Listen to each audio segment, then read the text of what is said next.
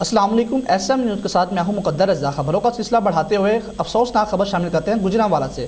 Chairman S M news سید شبیر حسین شاہ کے خالہ زاد بھائی سید فیاض حسین شاہ رینجر کی ڈیوٹی کرتے ہوئے شہید ہو گئے، جنہیں ان کے آبائی شہر حافظ آباد میں ہزاروں سوگواروں کی موجودگی میں سپرد خاک کر دیا۔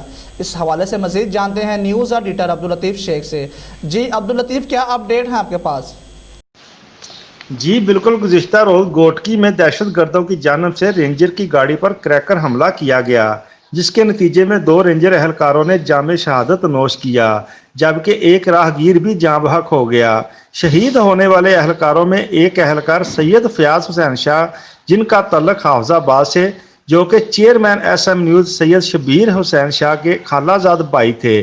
شہید کی نماز جنازہ حافظ آباد میں ادا کی گئی، جس میں عسکری قیادت کے اعلیٰ افسران، سیاسی سماجی شخصیات نے شرکت کی اور فوج کے چاق و چبند دستے نے سلامی پیش کی۔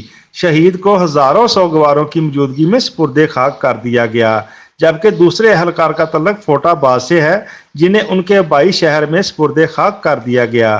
جی بہت شکریہ عبداللطیف ہمیں اپڈیٹ کرنے کے لیے۔